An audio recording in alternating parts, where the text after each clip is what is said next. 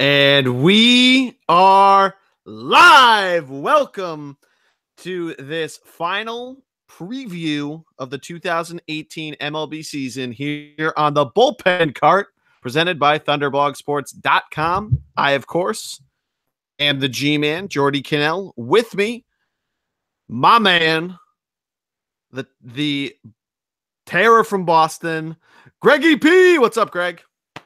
Not much. Another day, another dollar. Getting excited for the playoffs for both basketball, hockey. Getting excited for the Masters in a couple weeks. But most importantly,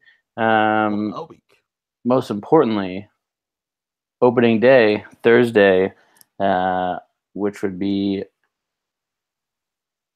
a super exciting day. It's gonna be fun, as always. It's gonna be a lot of fun. I, of course, cannot. How are you doing, Jordy? What am I doing for opening day? Well, I'm going to work. I said, how you doing?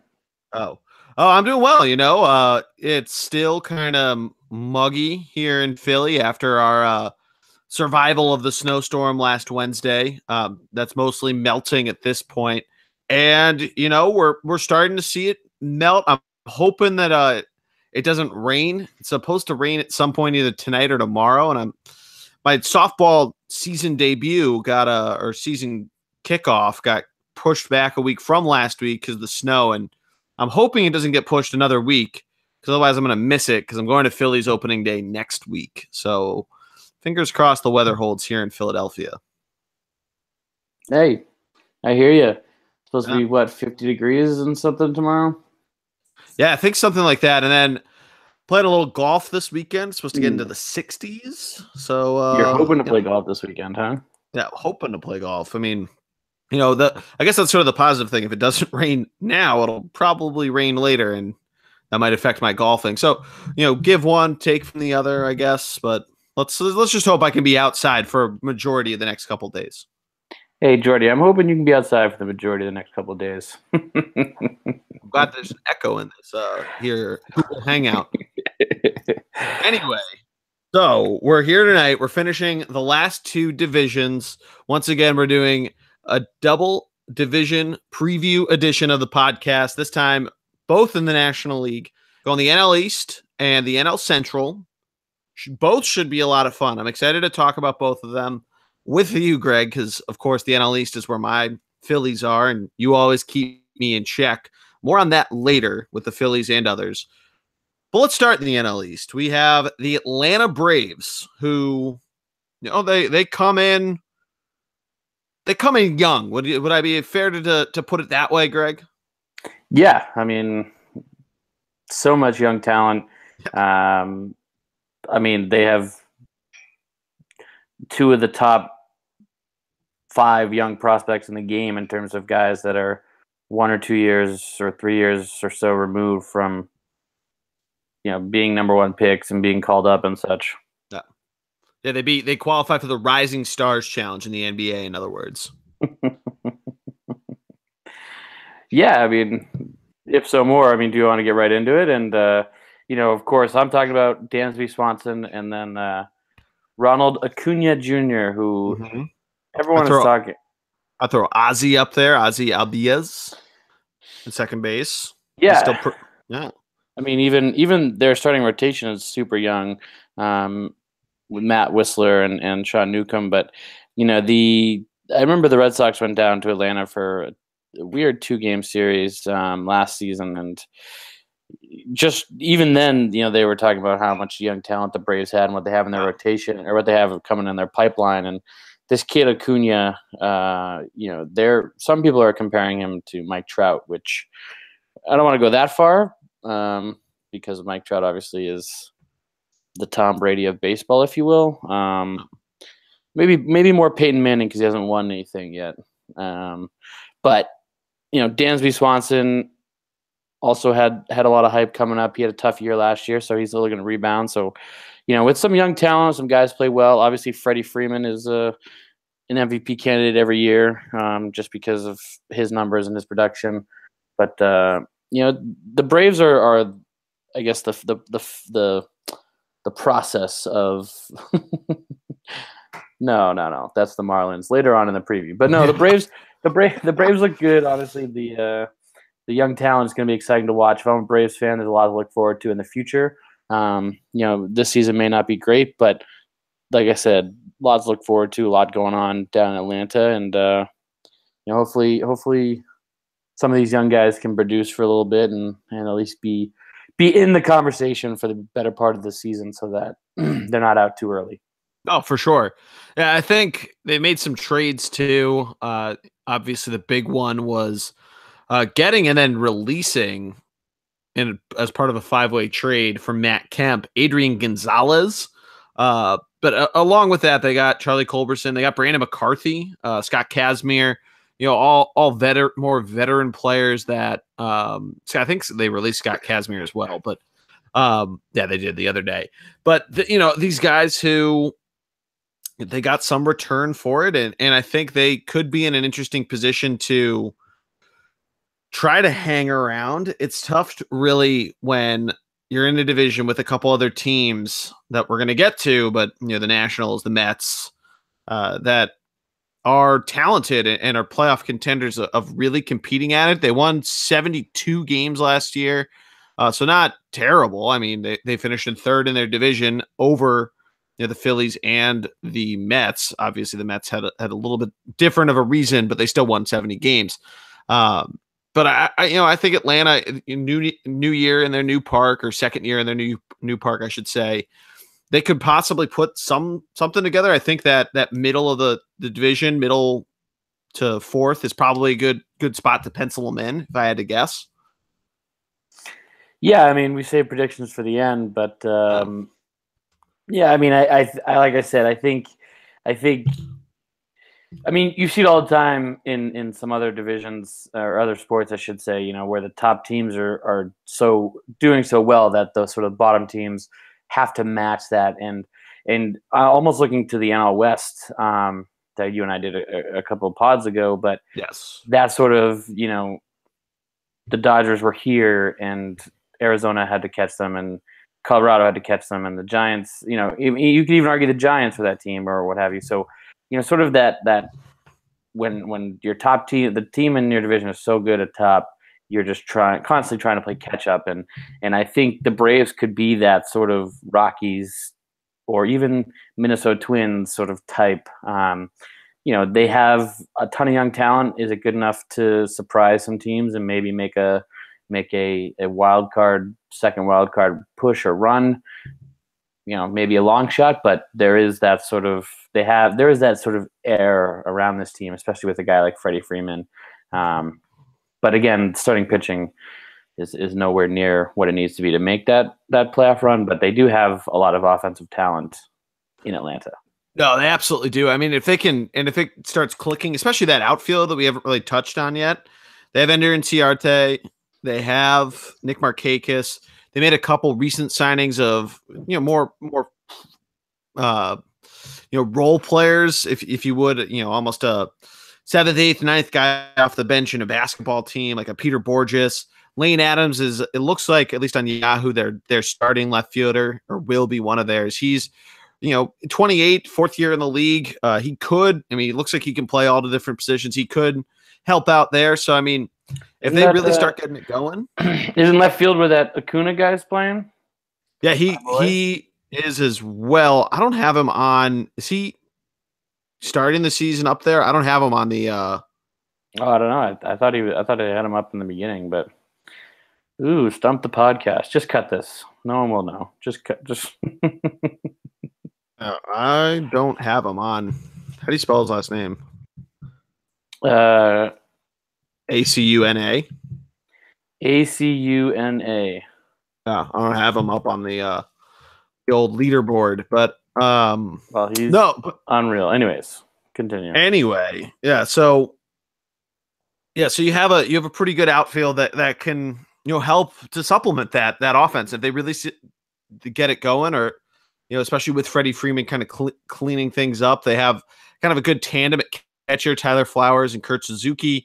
They could maybe piece together some stuff, but that catch-up role that you alluded to, pretty good call, I would say.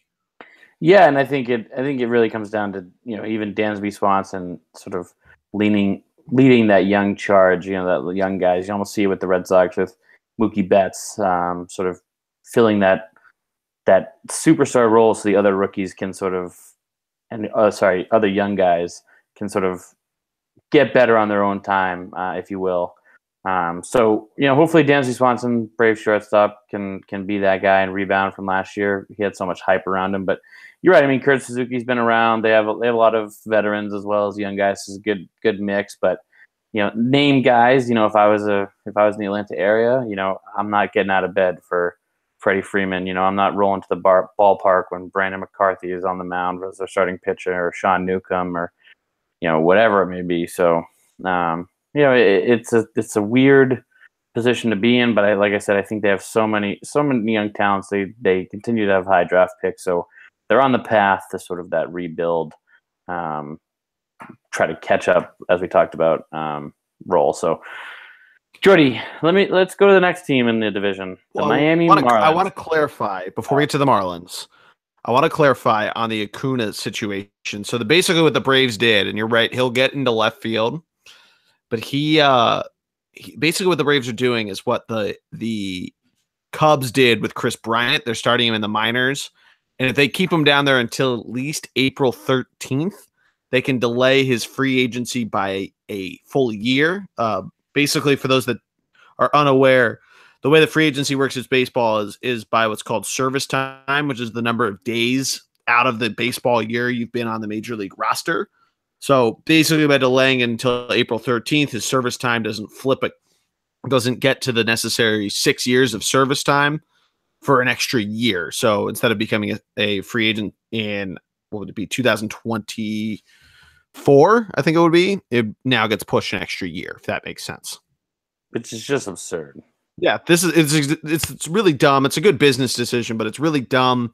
He can basically do what Chris Bryant did, and I think you can. I'm not sure if it's a grievance or what it is, but you can get some type of payout for it. Chris Bryant did the same thing when the Cubs did it 3 years ago. I would. There's rumors that they are trying to reach a long-term 6-7 year deal with the kid already for upwards of 30 to 40 million already. And yeah, the Phillies just did that with Scott Kingery, but we'll get to that with him. But I did want to point that out since we had a little bit of confusion, because I thought I had read he wasn't starting up yet, and I'm glad to figure it out, especially because the Yahoo transaction didn't have him getting sent to minor league camp on the list of their players. So speaking of fire sale and dumb baseball rules, yes, Miami Marlins, Jordy. So for those who may or may not know, or haven't might be aware, but you want to relive it. Yeah, exactly. Or haven't watched ESPN ever. Derek Jeter bought the Marlins and more or less sold everyone who didn't want to be there, including their best players. And sort of leaves them with a roster that is young. And yeah, they traded for Starlin Castro, Yankee second baseman, who is a good player. Still have Martin Prado, but certainly not the firepower that they had before. Jordy, do you want to just walk us through some of the trades that happened? I assume you have it in front of you. Yeah, for shits and gigs. We walk right through it. So they traded D. Gordon to the Mariners for 3 minor leaguers. Then they trade Giancarlo Stanton and $30 million in contract relief. So basically they're eating $30 million of Stanton's contract to the Yankees for Starlin Castro and 2 minor leaguers. They trade Marcell Ozuna to the Cardinals for 2 minor leaguers. And then this is probably the most interesting trade to me. They traded in January Christian Yelich, very good player, to the Milwaukee Brewers. If you've seen the Brewers Sandlot video, he actually plays Benny the Jet Rodriguez, which, as an aside, why the fuck would you let your new guy play Benny the Jet Rodriguez? Make it somebody that's a vet. I get if you don't want to have Ryan Braun's face everywhere because of all the shit that's happened. I get that. Don't make the guy you just got 2 months ago fucking Benny the Jet. Anyway, they got him for Lewis Brinson, who's gonna be their center fielder. He still qualifies for Rookie of the Year even after a subpar call up with the Brewers last year. He's one guy that's up there for Rookie of the Year, so it could be a bounce back year for him. It could also not be a great year for him. He didn't do so well, like I said. I think he went 2 for 22, batting 1-1-1. So we'll see how he does. But yeah, I mean the fire sale was on. They still got Justin Bour, the guy who surprised everybody, the hometown hero in the home run derby, who can still hit bombs. They got Cameron Maybin. JT Realmuto is still there. Former Philly. Who is? Maybin. Is he? I don't remember. Isn't he? I don't think he was on the Phillies. But I mean, a lot of what's happened with the Marlins also comes down to letting a lot of guys walk. I mean, Starlin Castro's there and really unhappy at second base. He's requested a trade, has not been, hasn't been granted that wish yet. Who knows if he will be or not, if they want to try to build up his resume throughout the year and try to trade him to a contender, because they're not really going to do much. It's pretty safe to say. Yeah, I mean, and it's tough because you're talking about a team that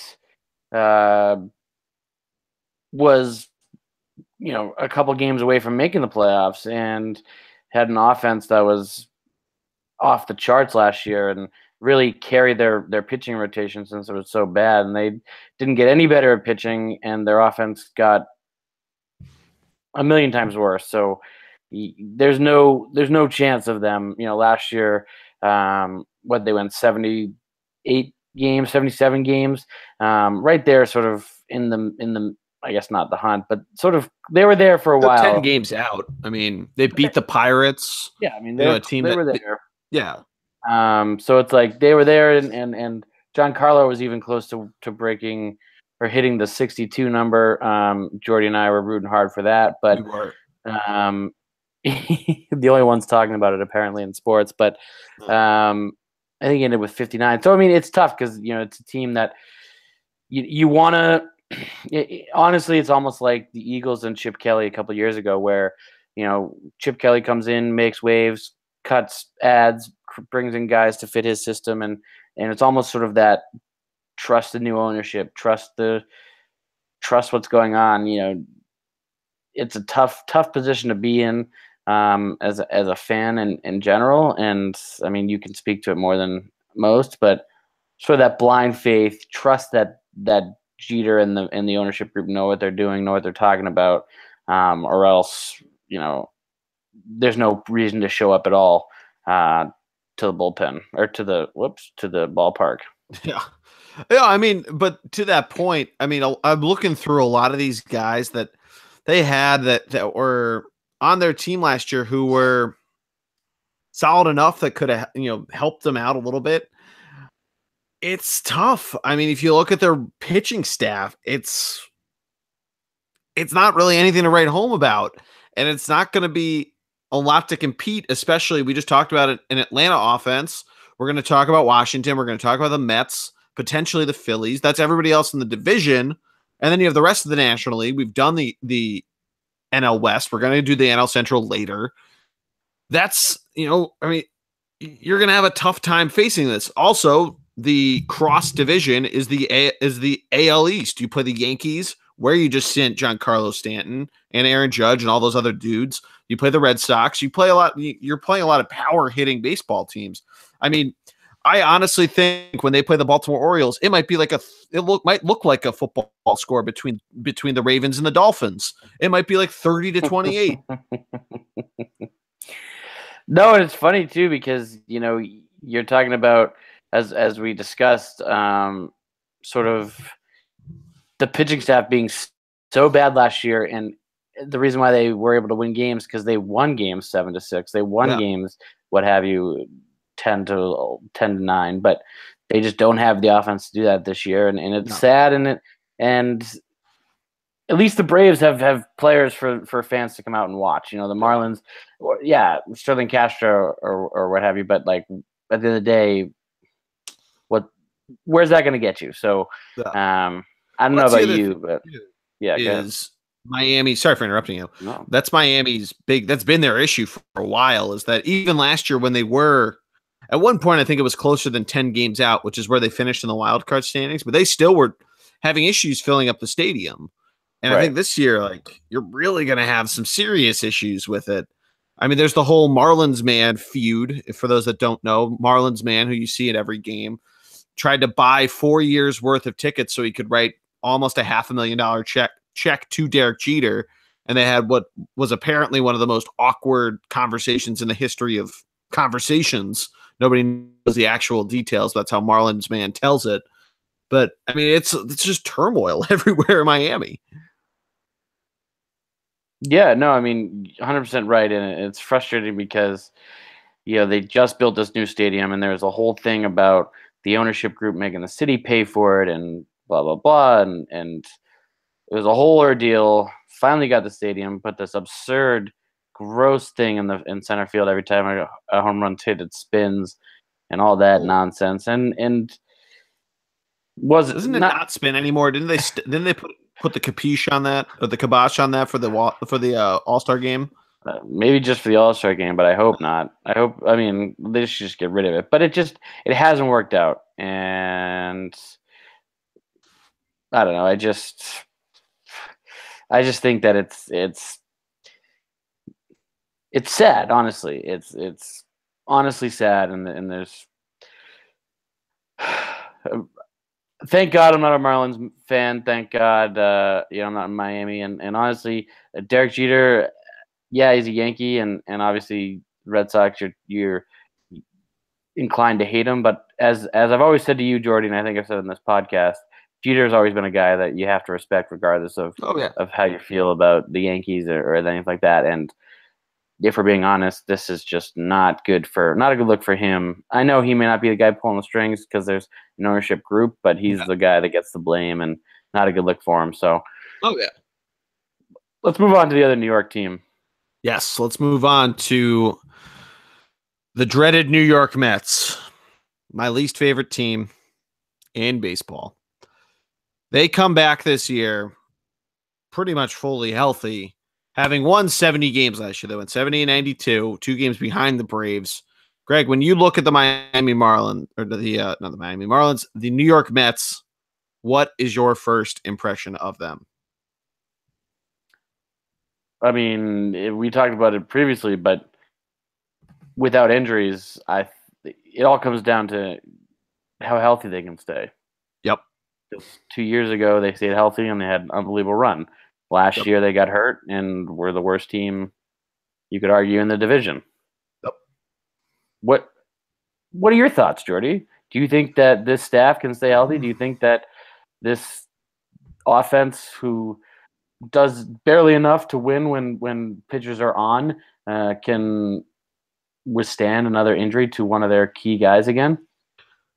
Well, let's talk about the offense, because I mentioned a guy that went to a division rival, went to the Atlanta Braves and left, and has now come to New York. Adrian Gonzalez, your former boy. He's here. He'll be doing whatever. But then they made a few other moves. They went out and got Todd Frazier from the Yankees. They still have Yoenis Cespedes. They still have Jay Bruce, or they actually signed Jay Bruce, excuse me. They still got Travis d'Arnaud. They still have one of the most ridiculous pitching staffs ever that I can remember. I mean, the Mets, I'm going to say it right now. I mean, they're a playoff threat. If they stay healthy, they're going to have a really good year. Like, they still got Michael Conforto, who can basically play either corner infield. And if you want to move Jay Bruce or Yoenis to a different position, you want to put Cespedes in center, which they've done a couple times. You could get some serious, interesting shit going on if you're New York. Yeah, I mean, and correct me if I'm wrong, but they have a rookie shortstop or second-year shortstop. Who, Rosario? Yeah. Are they? Is he still technically a rookie? That's why we need Stevie G on. But then they got Jose Reyes, who could come in here and there, spot star, what have you. But yeah, I mean, you're right. I mean, Yoenis obviously up there for home runs every year, and he's got that big contract. So hopefully he's doing well. He has a good year again for them. They need it. Yeah, Todd Frazier, the bald head Lord Voldemort. He's from New Jersey. People forget that. He took a picture with Derek Jeter. Now he's going to take that picture in Miami Marlins ballpark. I mean, here's the reason, right? Here's the thing. Adrian Gonzalez, there's a reason why he didn't play for the Dodgers for the last couple of years. There's a reason why the Red Sox got rid of him. He just, through injury and through getting old, he just hasn't been the same player that he was back in the heyday. Sure. He's not nearly what I think the Mets are looking for, or what the Mets are hoping to get out of him. They're just not going to get out of him. So I think they need a better long-term plan at first. If we're speaking candidly, and he could be part of that injury, if you will, and obviously starting pitchers: DeGrom, Syndergaard, Harvey when he comes back, Maltz, even Jason Vargas, who they picked up, is a huge thing. I mean, Zach Wheeler did a lot of time with them last year. It's just one of those things where they, like you said, their staff is unbelievable, and if they can stay healthy, it's also worth noting. Huge if. Yeah, it is a huge if. I'm sorry that I was jumping on you for a second there, but it is worth noting that before he got traded last year to the Indians, Jay Bruce did play some first base for them. Not a ton. I'm looking at it now. He played 1 game at first base for Cleveland. He played 11 for the Mets. He did a couple times when he was still with the Reds. So he could do that. You could finagle the offense or the defense that way. But I think you're right. Trying to figure out a young guy down the pipe. Again, this is a big bummer of why we didn't get Stevie, or why Stevie G couldn't come on tonight. But seeing that they have a younger guy in the pipeline to bring up, but we'll see. I mean, they still have Asdrubal Cabrera, Wilmer Flores at second. I mean, you could figure out a number of different ways to get this lineup going. Wilmer Flores can play some first. Todd Frazier could play some first if you wanted to move Cabrera to third. I mean, looking at kind of how they can make this lineup mold almost in a Dodgers way, you might have something going there.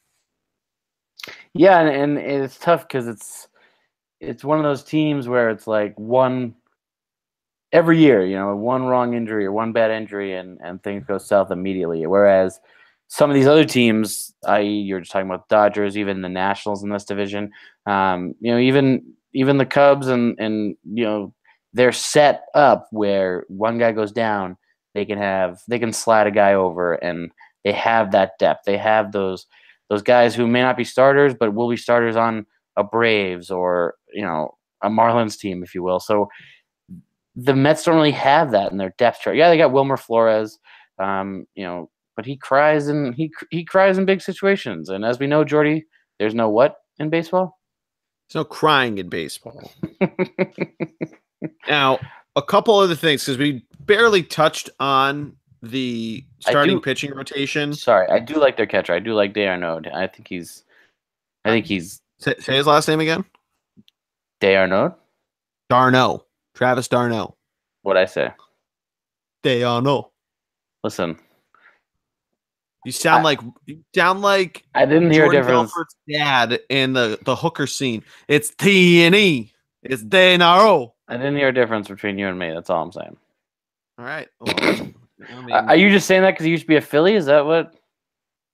Well, he never actually got to the Phillies. He was traded for the late great Roy Halladay. But anyway, back on track. We didn't really dive too deep into the pitching staff. You're right. They need to stay healthy. But it's worth noting that they got guys like they got Jason Vargas in free agency from the Kansas City Royals, who had a very good year. Yeah, big pickup. We have not mentioned, though, one of the best 1-2 punches in baseball. And that would be Thor and Brunette Thor. That'd be Noah Syndergaard And Jacob, seriously, he has the same hair. He has the same haircut. Yeah, but they call him Thor because he's huge and he's built. DeGrom is not built. Syndergaard, by the way, is the Thor Syndergaard one. also has blonde hair like Thor, or Thor pre-Thor Ragnarok. No spoilers. No spoilers. Whoa!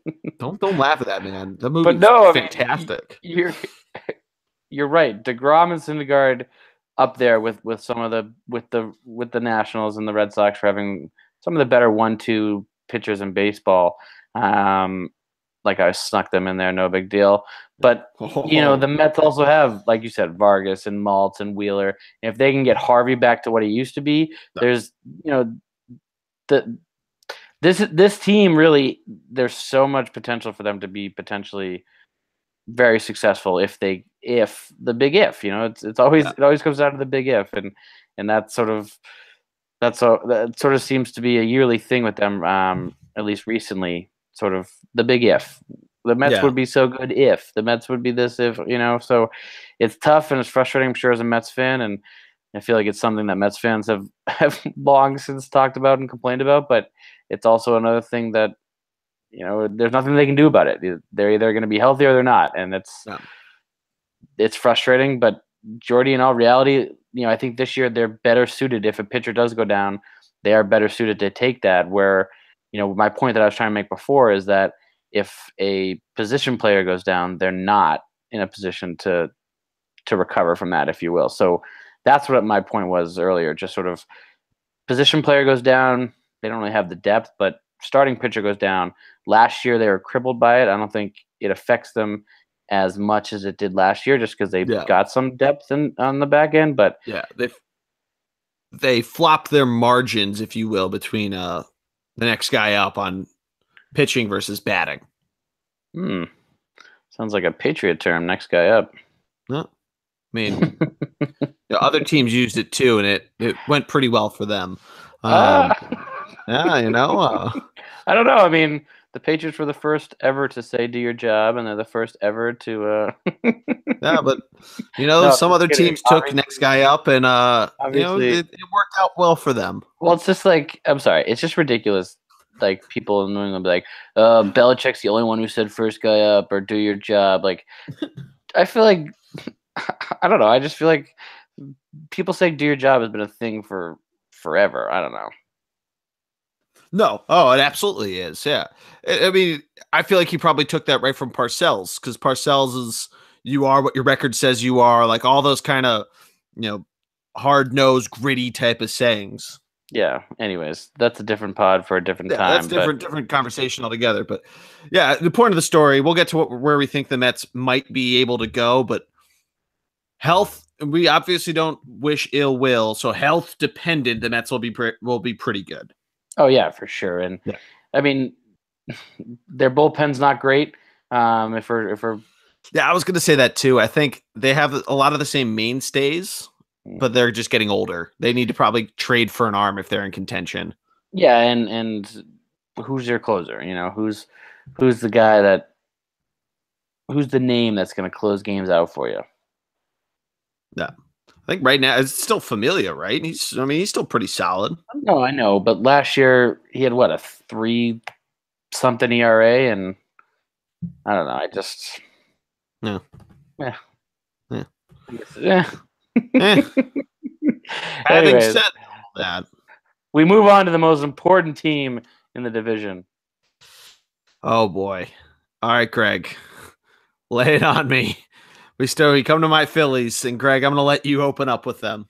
No, listen. You recap the offseason moves, and I'll start with the predictions, and then you can come in with yours. Or not predictions, but my take. Okay. So the Phillies enter their 136th season of the franchise. I'm not gonna bore you with all those details. So the Phillies come in a new manager, Gabe Kapler, who has taken this big Gabe. This guy is either talk about like mad science. You mentioned Chip Kelly, who was referred to as the mad scientist while he was here. I mean, this guy is legitimately crazy. He's either going to be awesome. We need to see actual regular season games, not spring training. He's either going to be awesome as a manager, or he's going to make some wacky moves, one way or the other. There's no middle ground, and if there is, there's a very slight chance of it. So Gabe Kapler comes in as manager. You have now a full season of Rhys Hoskins. You hopefully have health out of their rotation. No, not nearly as good as the Mets. I'm going to say that right now, coming into the season before even free agency pickups. But then you do have those free agency moves that they made. They re-signed Pat Neshek, who came back from Colorado, even though the Rockies offered him more money. The Phillies treat their players right. States back to Cliff Lee. Hey, Cliff Lee's wife got heckled by the Yankees, and they offered him way more money, and he came back to the Phillies. So we treat our men right. I don't think you meant to say that. No. I know what I said. We treat our boys well. I know what I said, Greg.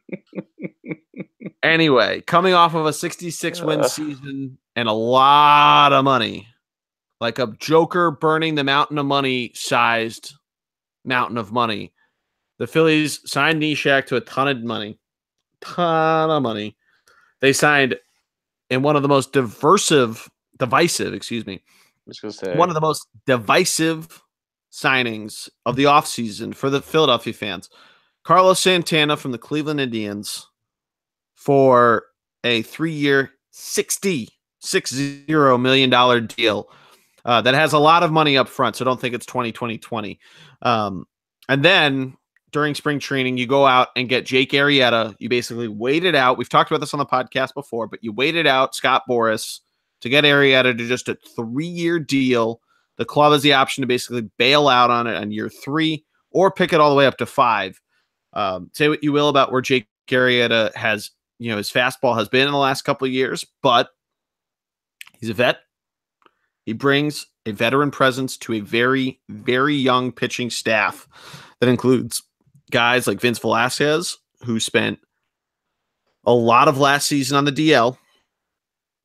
Other guys like Nick Pivetta, who it was announced today is going to make your Phillies' second start down in Atlanta on, I believe it's Saturday. And then you have the man whose last name not only describes where he's from and his family. That's Aaron Nola from New Orleans, Louisiana, and an LSU graduate. So it's true, though. It describes where he's from and it describes his family. It's his family name. I didn't say it's not true. I'm just waiting for this long recap of their off-season moves to cease. Well, I'll keep it short then with one last thing. They're one of their top prospects. They just recently decided was going to make the team. Gave him the number 4. Gave him, as we mentioned before, Scott Kingery. Instead of waiting and doing the Chris Bryant move or the Acuna move that the Braves are doing, they gave him a 6-year deal. Same type of thing, some club options and whatnot. That's Scott Kingery. He should be a very good second baseman, but it adds a lot of unknowns on how the Phillies are going to construct their lineup, because now you have a crowded outfield with Carlos Santana coming in. You put Rhys Hoskins now probably in left field, maybe move him into first for a couple games. You might also be able to move him to third. Same thing with J.P. Crawford, who did that a lot last year before the departure of... Wait. Isn't Carlos Santana a first baseman? He is. I mean, he'd probably move him into the outfield. Rhys maybe if I had to guess, Rhys is going to play a lot of left field, some first. Carlos Santana might play a little bit of outfield, probably not. He's probably the first one to get, if you want to play the other 3 outfielders all together of Nick Williams, Aaron Altair, and Odubel Herrera. Now, finagling around the infield, J.P. Crawford's going to be your starting shortstop, and Michael Franco is going to be your starting third baseman. You could move Crawford over to third base. You saw some of that last year. You might be able to play Cesar at second. He's done that in the past to have Kingery play second. And then again, you could move Rhys to first, keep Carlos Santana there, and really finagle it around. I think if anybody sits first, it's Aaron Altair. Yeah, Aaron Altair, I don't think is on the opening day or is on the opening day roster, but he's not an opening day starter. Yeah, I think if anyone sits, it's going to be him. I think Santana's at first. I think honestly, I think they put Cesar at second. If No, not, no, I mean the if I had to guess their lineup, and I'm going to do this right, we'll wait. Let's get your thoughts on the Phillies. Then I'm going to guess their lineup. yeah, you've been talking for a while. You're kind of a hog, dude. I mean, it's you asked the Phillies fan opinion. I have a lot to say. I've kept my mouth shut for 4 other divisions. No, honestly, it's a little. It's interesting that the Phillies went out and spent so much money that they did because, last season was all about getting the young guys experience. It was all about building up the talent, building up their prospects, if you will. And all of a sudden, Gabe the Babe, former Red Sox, World Series champ with the Sox, comes in as the manager, and now that was his nickname. He was a hottie with a body. Now, they're spending money left and right. Carlos Santana was a huge get. Yep. People were talking about him getting absurd amounts of money, and 3 years, $60 million is a lot, but it's not. I mean, Bryce Harper's talking about getting over $100 million. Like, yep. It's not crazy. Yep. And then obviously, Cesar Hernandez had a great year last year, and when he wasn't hurt, right? And Franco, did some good things for them. And Rise, your boy, Rice-A-Roni, not bad. As Dubal Herrera, he was their only All-Star guy, right? No, it was Nishak. That was their only starter, and then they traded him to the Rockies. Right. But I mean, like I said, the team has a lot of young talent, and now with these older veterans, they do have those guys. This is my sort of prediction. Do you think that Carlos Santana could end up like a Ryan Howard type for this team? What do you mean? As a just power hitting, that's really it? Yeah, I mean, the tiny ballpark that's about as big as my pinky nail, where guys just launch home runs all over the place, and sort of a big first baseman that just eats up at bats for other people and crushes homers here and there and this and that. So I don't know. Just a quick little thought that I wanted to interject, and we can talk about later. But no, this team is exciting. Honestly, the most I think the biggest improvement outside of some of their, because their offense was pretty decent last year. Yeah. I think the biggest improvement it was to their pitching, and that's really what they needed. If their offense is doable, and with that tiny ballpark, I think that they will put up a ton of runs at home. But their starting pitching and the relief pitching really not only that much older, but like you said, get a guy like Jake Arrieta in there who can really help set the tone moving forward. I do have a quick question about Jake Arrieta. Sure. Outside of that World Series run and the other year with the Cubs, did he really have any good years outside of those two? No, that's been the interesting thing about him. He had the Cy Young year in 2015. And then he had the World Series run. He did pretty well. He started to lose velocity. Then last year is interesting because he didn't start the season very well. And then he started to look better towards the end of the year. And then he was still a little shaky.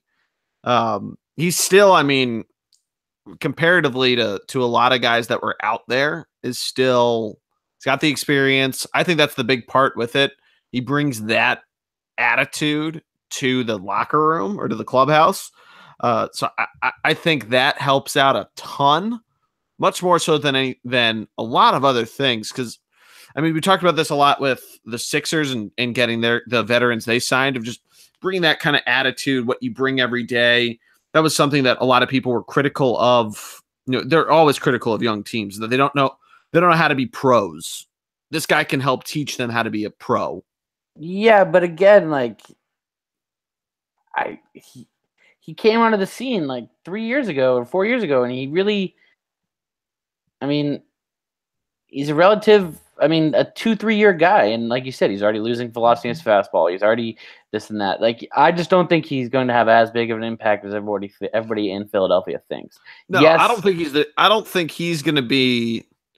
He'll probably be the number 2. Mhm. I think Nola is probably in for a bigger year Mm. because he started to show some more consistent signs towards the end of the year. It's worth noting because you mentioned it a little bit with their offense, but the Phillies entered the All-Star break 29-58. They ended the season 66-96.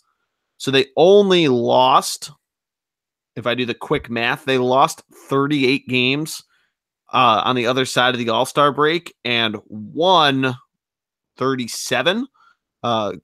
So, I mean, they played just about 500 ball. So once they started to get it together a little bit, and this is struggling with all the different health issues that they had in their rotation and an inconsistent bullpen. So, I mean, if they get even just, I'd say, kind of bringing back to Arrieta, I'd say 90% of what you've seen in the Cubs over the last 3 years of him, assuming that he still digresses a little bit. I mean, he could still help out a ton. Yeah, you're right, and that's a valid argument. But I just, again, not to circle back on it, but I just think this guy had two or literally 2 good years. No. You could literally just 2 good years, 2 years of steroids, and all of a sudden he's.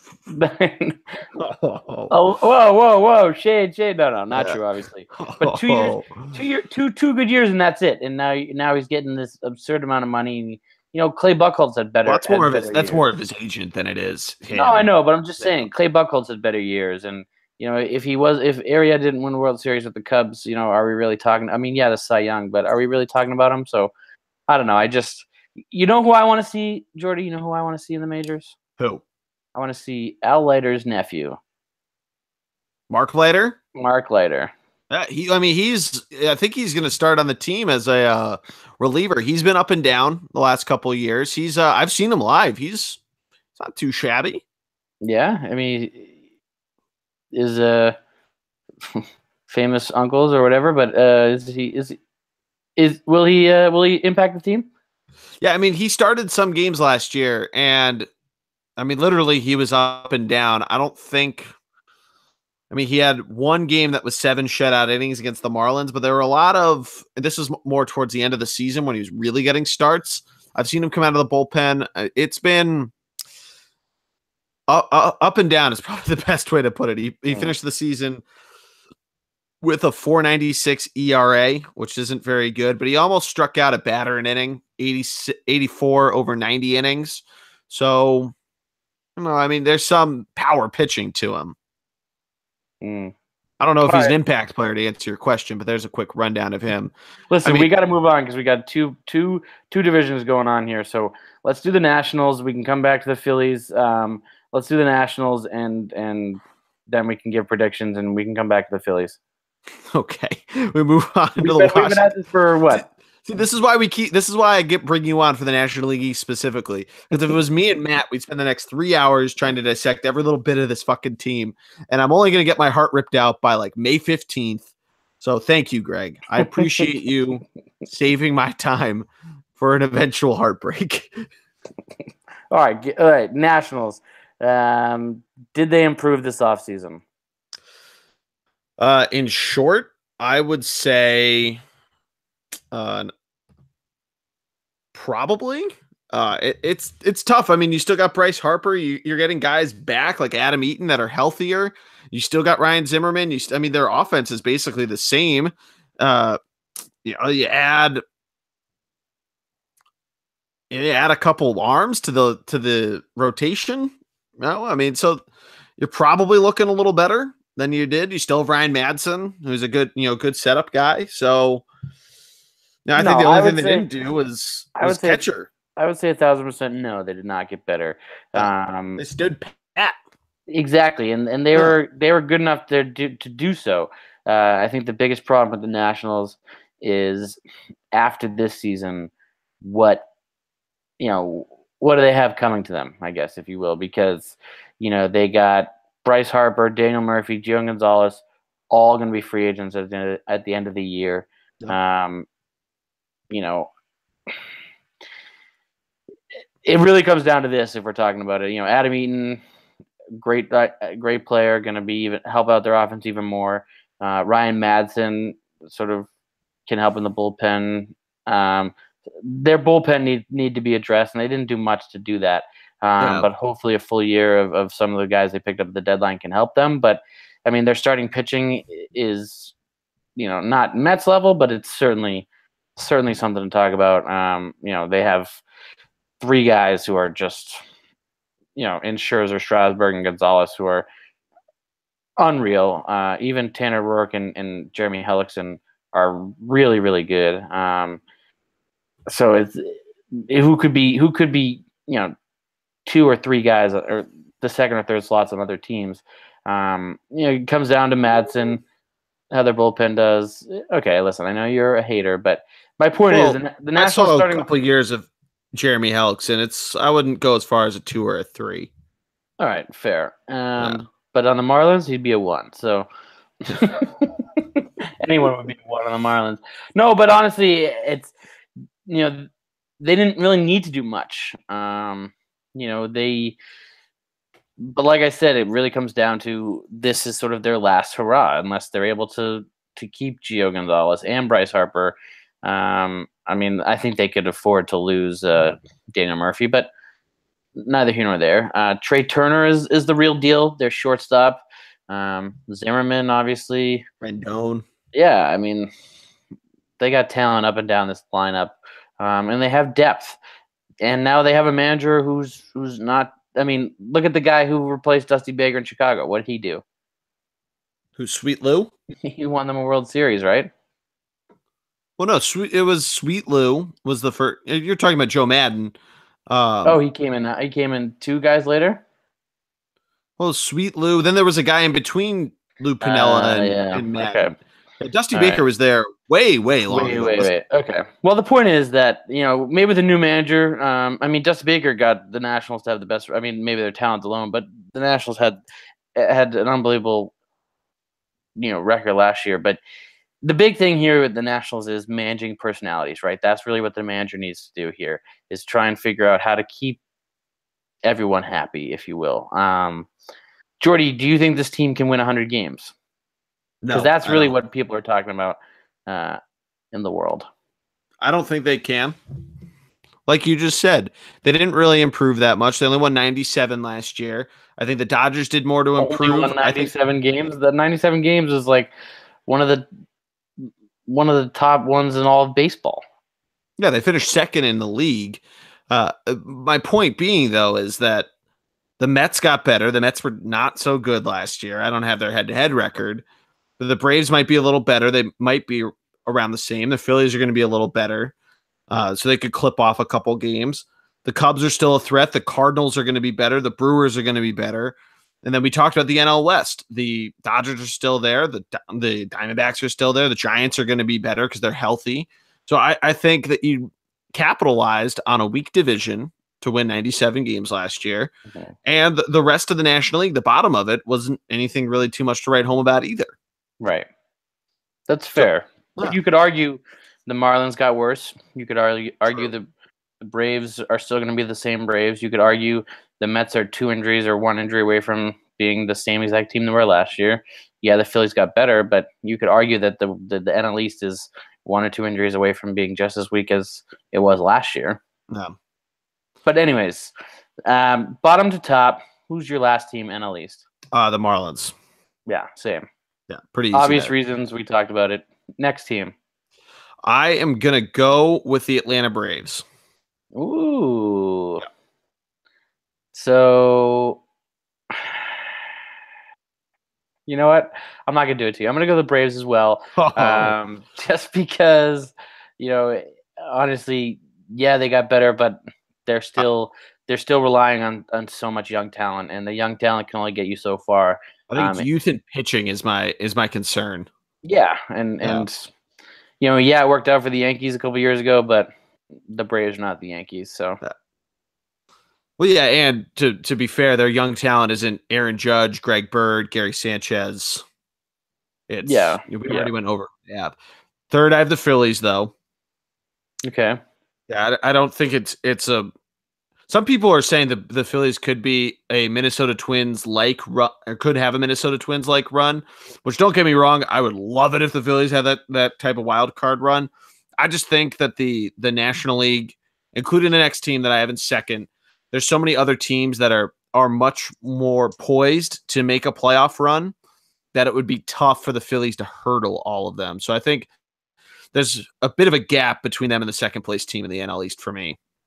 Yeah, and there's no guarantee the second place team in the NL East even makes it. So, I mean, probably won't even make. Anyway, so honestly, Jordy, I went Mets third, and simply because,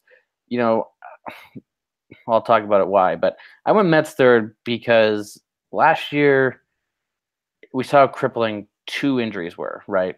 Or I guess 3 injuries were. So it's just one of those things to me where it's like if you can be if you're that close or you're that on the edge or verge of coming in essentially last place in the division, only 3 or 4 games better than the Phillies ended up, then can I really put you in second? Can I really make you the second best team in the NL East? Some people are talking about 2 years ago, and that may be fine. And quite frankly, I'm definitely not a Mets fan, but I'm not a team that I root against. I do like the Mets as a whole, so I definitely don't want to see it. But I think they end up in that third position, and here's why: the Phillies last year, I was so high on them. It was the only thing I got wrong in our predictions from last season.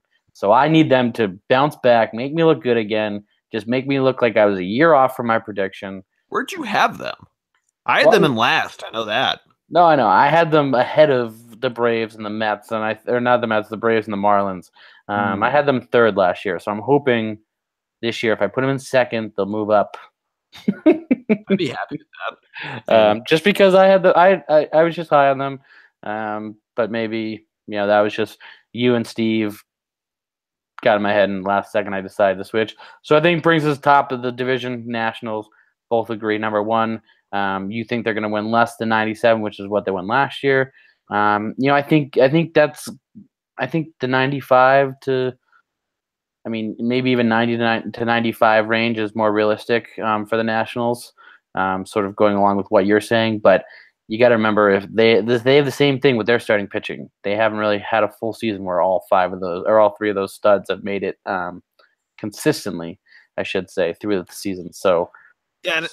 It's worth noting, too, because I'm just kind of going back through the last couple of years beyond 2017. In 2015, part of it was what you just mentioned of injuries, but they missed the playoffs entirely. They won 83 games. 2016, when they started really building up that team, they won the division. They won 95 games, and that was with the Mets at full strength, winning 87 games. The Marlins, obviously, with having Jose Fernandez for most of the year. And of course we all know what happened there, but still a very, very talented Cardinals team that didn't miss the playoffs, good Giants team. So my point being is that when the powers that be within the division are still firing on all cylinders, it does affect what I was talking about before of the residual on the Mets, or not the Mets, the Nationals wins. Yeah, no, I agree. I definitely agree. Yeah. Now, really quickly before we start moving on, because you talked about our predictions last year, could we talk about Stevie G's predictions from this preview from last year? For those that weren't listeners then, I think he picked the Mets to win the division.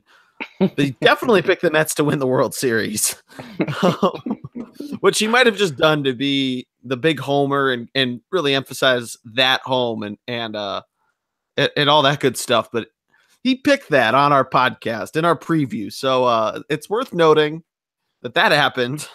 Listen, he's more of a stats guy, less of a prediction guy, but still absurd, crazy shit. I mean, to be fair, I picked the Red Sox, so at least they made the playoffs. Yeah. I didn't pick the Phillies, so can't call me a homer like Matt.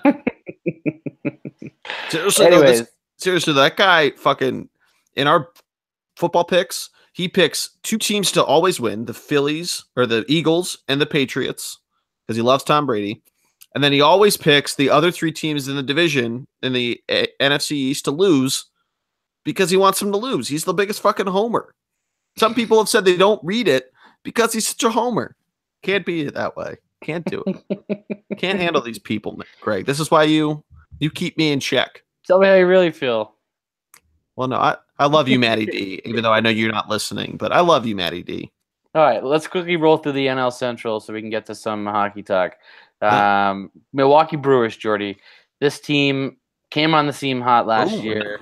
Going out of alphabetical order. Don't we go by beat? Are we doing by the team name? Like the. Well, I've been going by city. Okay, fine. Go ahead. Start it up. So we start with the Chicago Cubs. All right, Chicago Cubs. Done. Here we go. So the Cubbies come in having stormed back to win the division last year after having a really, really slow start to 2016. They even admitted that the World Series hangover was real. But they they made some moves. They went out and got Jose Quintana, among other guys, and came back, won 92 games, nearly made the World Series, and they cleared the rest of the division by 6 games. And you might have lost Jake Arrieta, but you replace him with one of the bigger prizes on the free agency board, and that's Yu Darvish, and that helps a ton. Oh, yeah, for sure. And, I mean, the World Series hangover is 100% the reason why they sputtered in the beginning. And, I mean, a lot of their pitchers were so slow coming into the season because they pitched so much in the playoffs. Being Hendricks, Arrieta, and Lester. But that said, their bullpen was kind of weak last year, but I think they can have a bounce back year for sure. I think the big thing about the Cubs, honestly, is Addison Russell having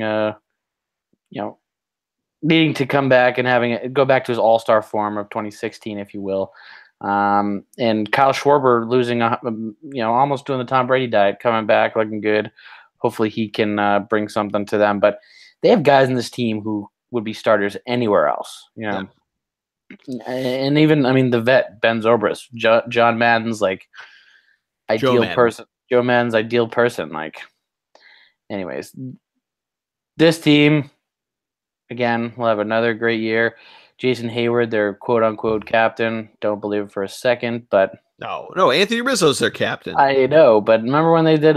He did the fucking locker room speech in the what's it called? Which people, yeah, exactly. Which people have come out and said that it wasn't actually him, but everyone on the team said to say it was him so he could get some contract or some bullshit. No, it's for redemption because he fucked up in whatever. We're really living 2016 now. Anyway, so they have a big bounce back year. I think they do way better this year than they did last year, which I think everyone's predicting. I mean, they still won 92 games last year. I'm still seeing them in sort of that similar 95 range, if you will.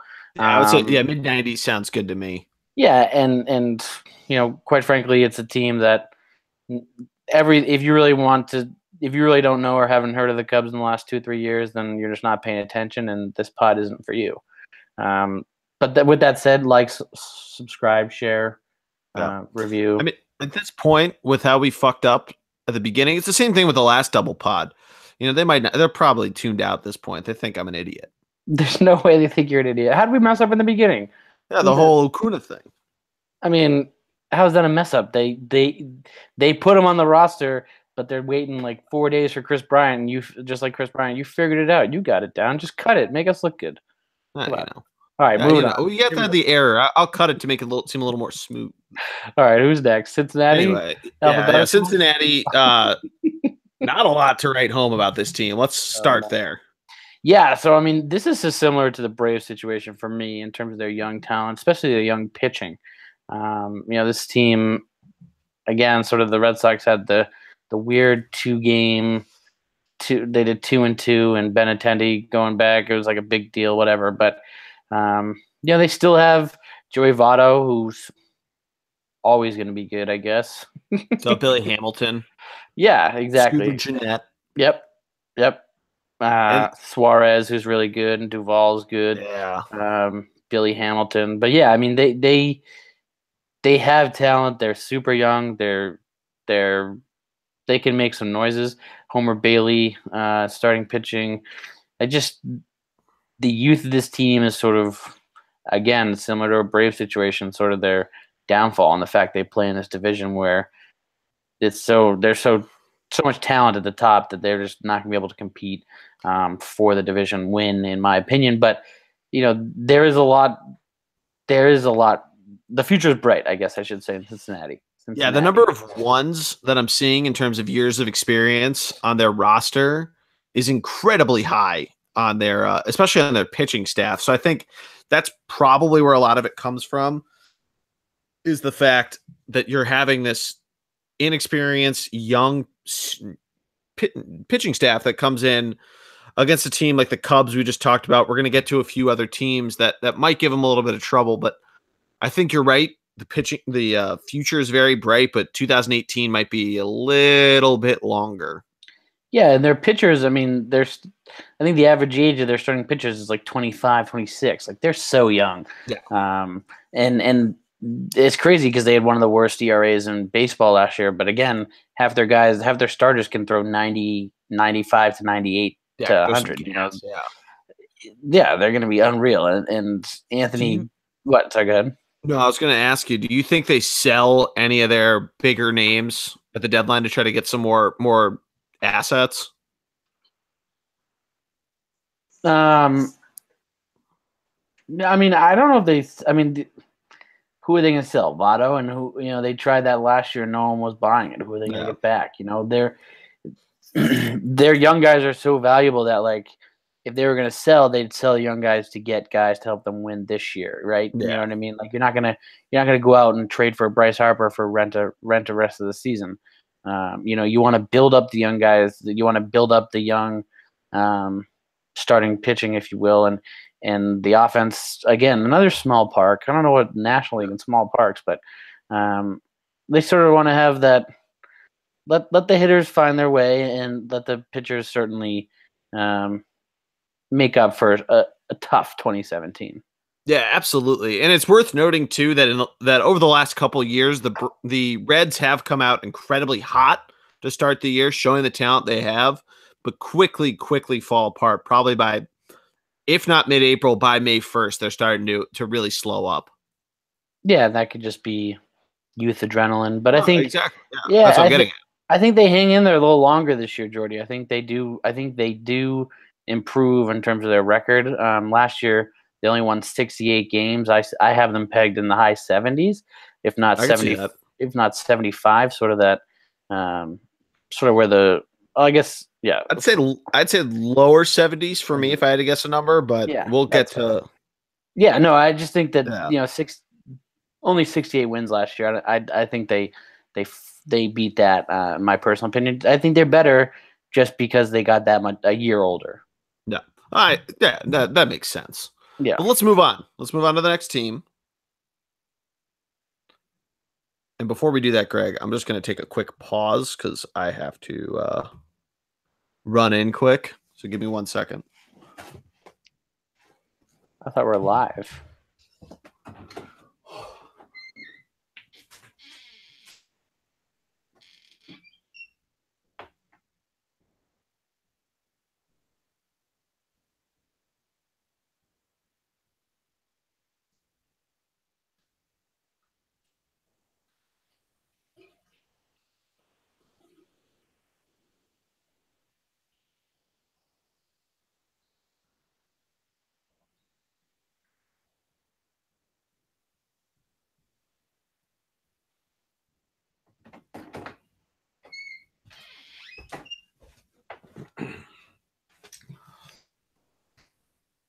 All right. Before we restart, I think we're doing really. This is a lot of fun. We're doing well. I'm liking it. We got to pick up the pace. I haven't eaten yet. Oh shit, my bad, man. No, it's not your fault. I thought you were just fucking with me when you said that. No, I like it though. We're doing well. Well, let's move on. Who's next?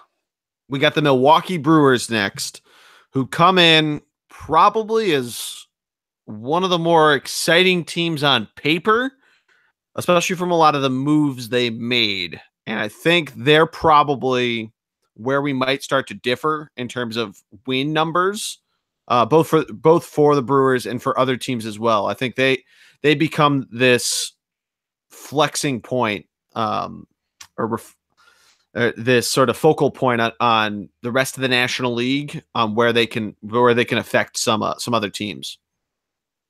Yeah, I mean, and I think last year we look at it, and really out of the gate, the big surprise was Eric Thames, right? Yep.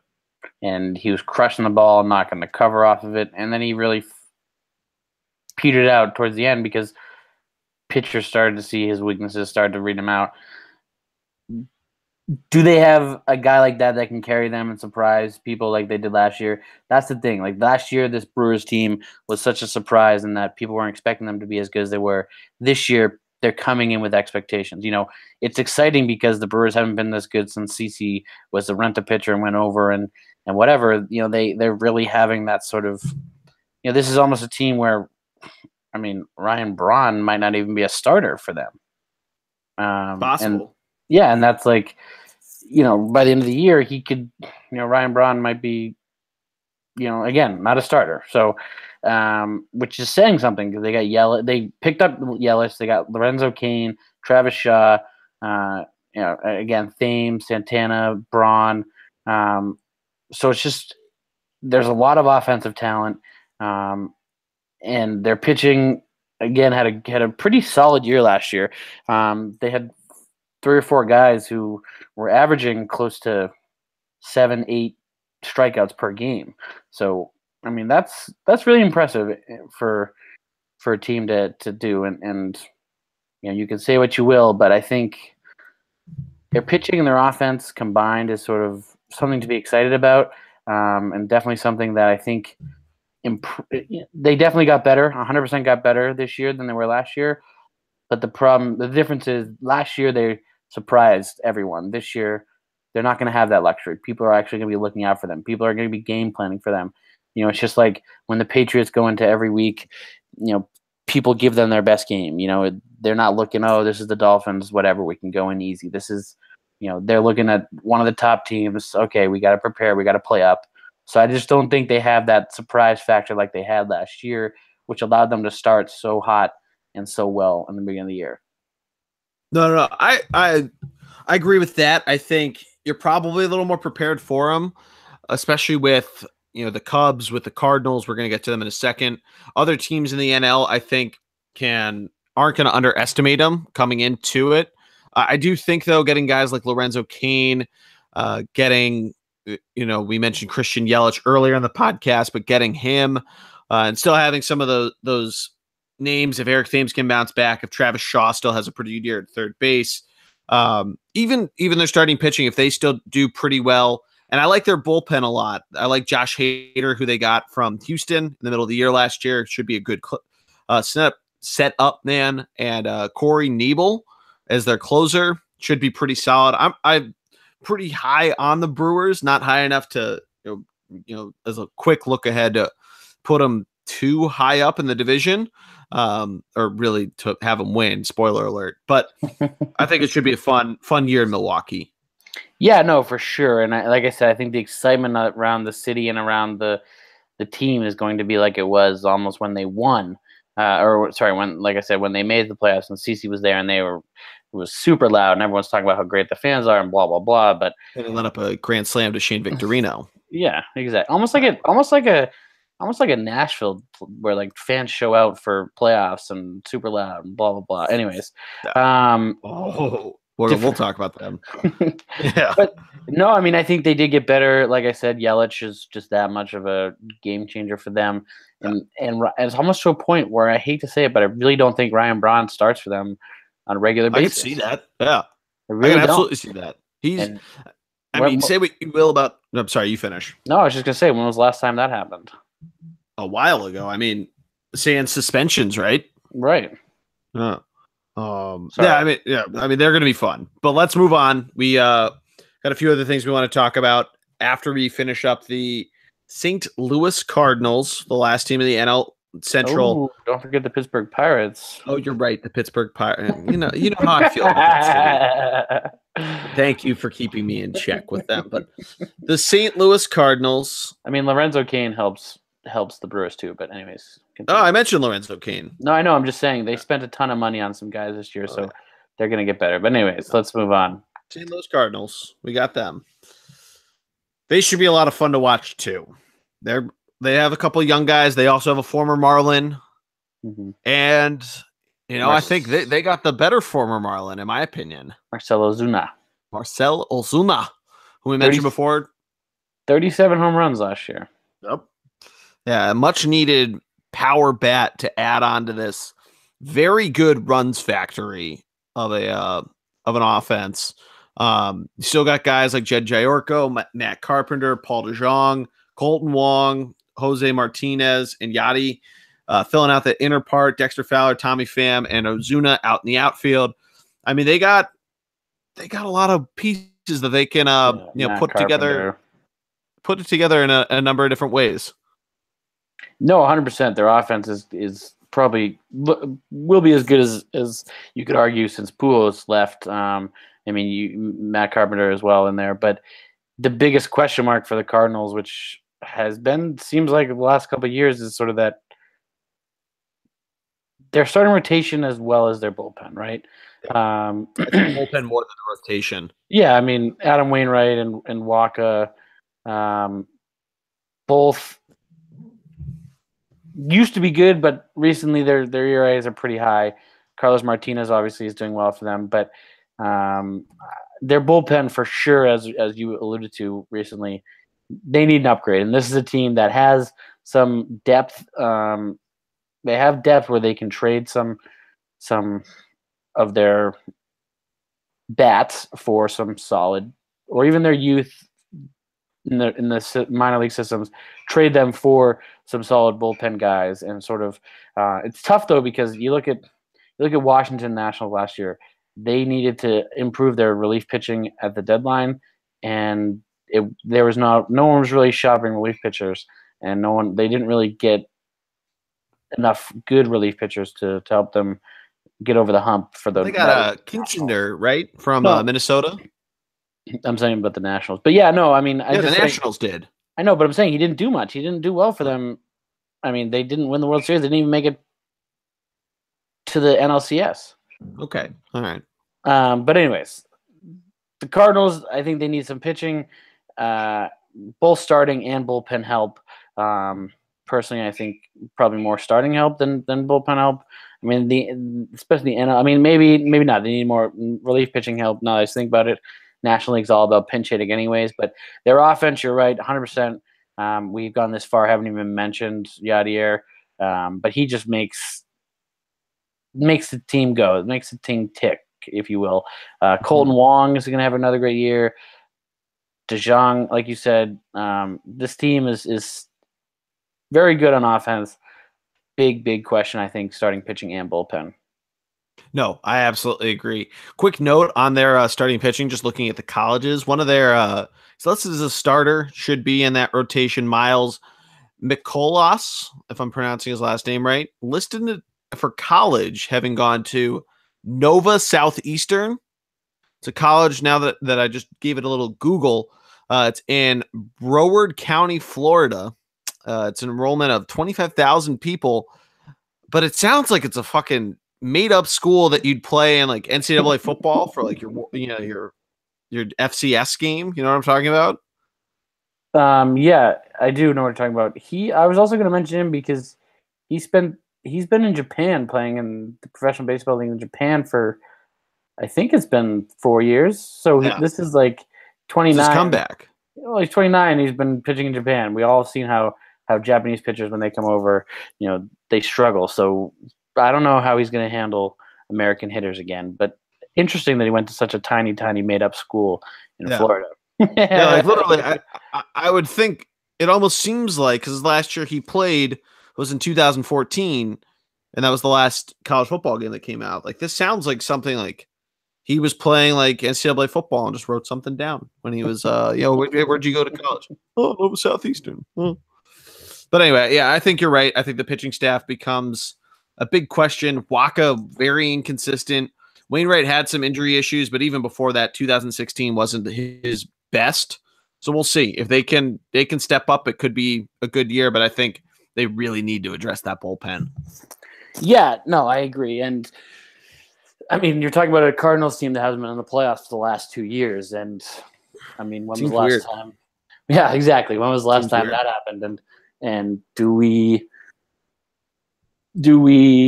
want they were in the play? Oh no, they weren't in 2016. I'm thinking 15 where the Cubs beat them. Excuse me? Do we want them to come back? Do we want them to make that again? Do we want them to be a staple in the postseason yet again? I mean, for predictions, we can get into that in a second, but it's weird to think that the Cardinals haven't been in the playoffs in 2 years. No, it is. It absolutely is weird. But let's finish up the last team in the division, the Pittsburgh Pirates, who come in almost like the Pirates of old. You know, they have their good guys who they were homegrown bodies. They had their heydays here. They made some serious impacts for Pittsburgh, and then all of a sudden, boom, the Pirates decide to trade them. You know, I mean, of course, I'm referring to both Garrett Cole to the Houston Astros and Andrew McCutchen. Ooh, you almost forgot there. Well, I don't know. I had like some tickle in my throat, but Andrew McCutchen to the San Francisco Giants. I was going to try to cut that, you dickhead. Anyway, the Pirates still have some guys on their roster, but some of them are more blast from the past types of names, like Francisco Cervelli, who's been there. David Freese has been there as well, but still, like, these are the guys who are hanging around, and yeah, Ivan Nova's up there. I hate Francisco Cervelli. Oh, I'm sure you do. Former Yankee. David Freese, Adam Frazier. They got a lot of old guys on this team. Yeah. So, I mean, they still have Starling Marte. They still got Gregory Polanco, Josh Harrison, Jordy, who spells his name wrong, Mercer, Josh Bell. They got Corey Dickerson, who batted pretty well for the Rays. They still have very young starting pitching outside of Ivan Nova. I mean, here's what I think. I think their pitching is terrible. I think their bullpen's probably better than their starters, but I think the biggest issue is this. They're sort of, I know I didn't mean to cut you off, but I think they're going to be caught in that limbo. You know, that's I think you're absolutely right. Yeah, that sort of.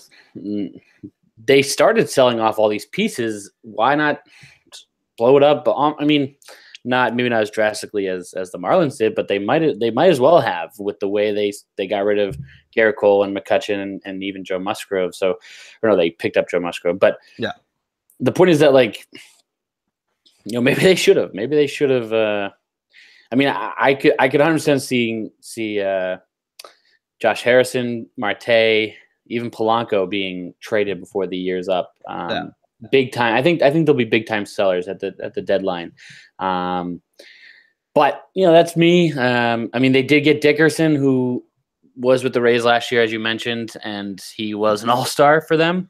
Yep. So again, I have a tough feeling.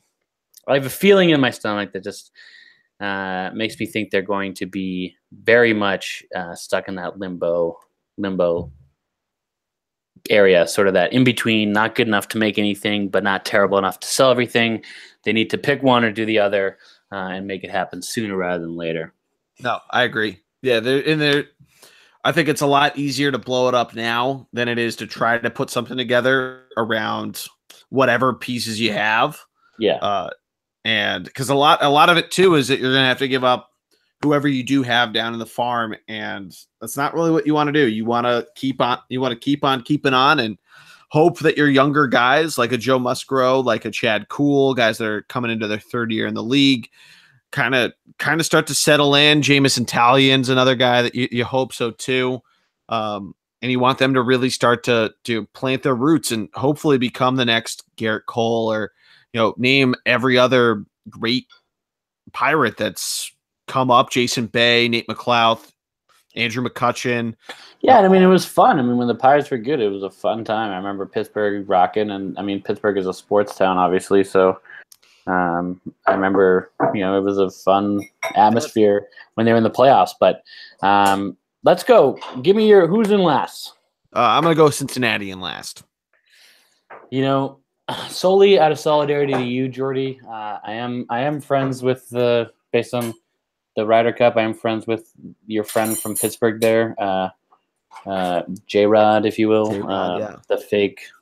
I'm not gonna say it, but the fake, whatever, as you say. He knows what I'm talking about if he's listening, since you say it. Again, just the messenger. We are friends. But I'm putting the Pirates in last. I think they're huge sellers.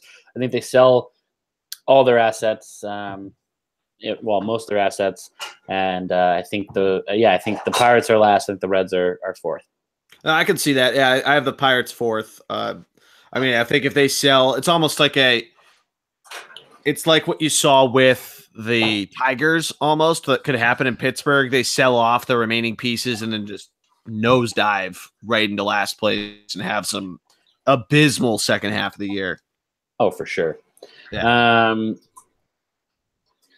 So my third place team, I think I'm going to surprise a lot of people. I'm going Cardinals in third. Damn it. I was doing the same thing. Nice. Great pick to you, Jordy. Great minds. For those who don't know, everyone has the Cardinals coming in second. Yeah. Some people have a wild card. Yeah, I think both the Cardinals and Brewers have the chance. I just don't think the Cardinals did enough to address some of their pitching needs. And I think the Brewers got that much better than they were last year, and they were fun, exciting, and I just want to see them in the playoffs, or at least in the hunt. What's your opinion on it?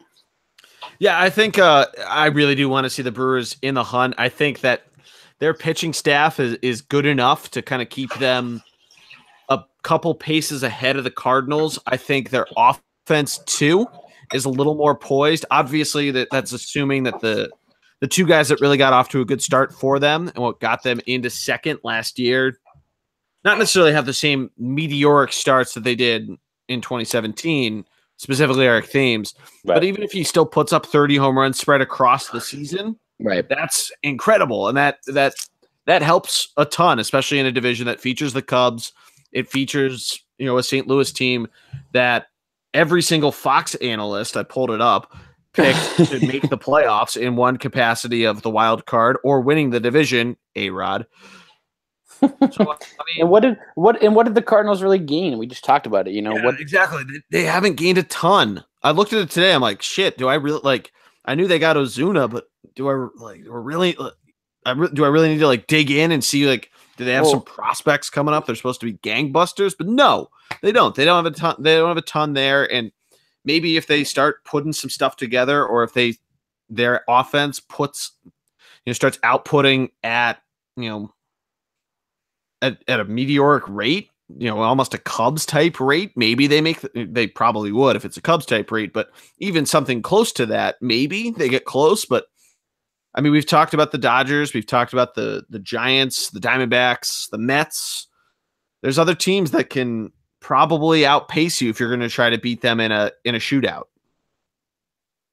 I agree. I just don't think they did enough, and I really think the Brewers got that much better. And we're talking about, the Brewers ended up finishing way better than the Cardinals, or not way better, but 3 games better than the Cardinals last year, and I foresee something similar this year. But the big drawback to the Brewers would be the fact that, like I said, and you and I both agreed on it, sort of that they're not going to have that surprise factor this year, which they had last year. So we both agree. Cubs number 1. Give me a reason why this Cubs team goes far. They're still very solid. I think you basically upgrade Arrieta for Yu Darvish, so that your rotation is very solid. Even if John Lester is trying to do his best Pippen to Jordan impression, trying to throw over to first base, I think you have the offense to really get it going. And we talked about it before. I don't think the World Series hangover inhibits their start. Right. I agree. This is the first time that this will be the first time that I think they learned a lot last year. I think the young guys, they like you said, the hangover, they learned so much. So that this time it'll be much different, much better for them in the long run. So I think I think the Cubs make a very, very, very deep run. I think so too. We'll see, but I think I have the Phillies upsetting them in the first round. So just Oh, my man. Just kidding. I'm just kidding. That's what we call pandering in the world. Yeah,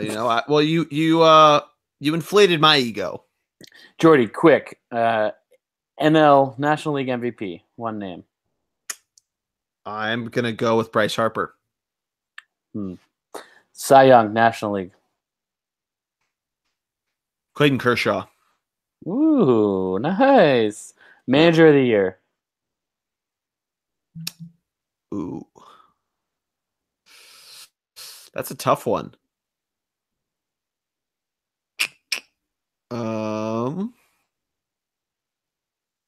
I'm gonna probably just go with Dave Roberts because I think A, to redeem myself for fucking that up last time, and B, I think that Dodger team has something special going.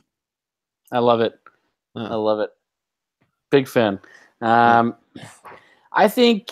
Sorry. Ooh. National League MVP. Yeah, Harper is the obvious choice. Votto is also up there.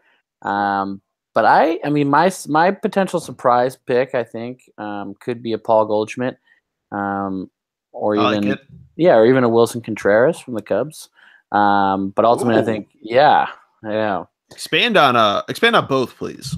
Well, I mean, Goldschmidt is a guy that you and I talked about in the National League NL West podcast. I think he's just the type of guy that has been carrying that team for so long, and I think this year that team's going to be just as good as they were last year, and people are going to take notice just like they did a little bit last year. And now without, some of the firepower they brought in at the end of the year, I think he's just going to produce that much more and just have those better numbers just because he has a little bit more protection in his lineup. And he's always in the conversation, right? Yeah. I like that idea of almost he's the guy that carries him. So why not to the playoffs? Why not reward him as such?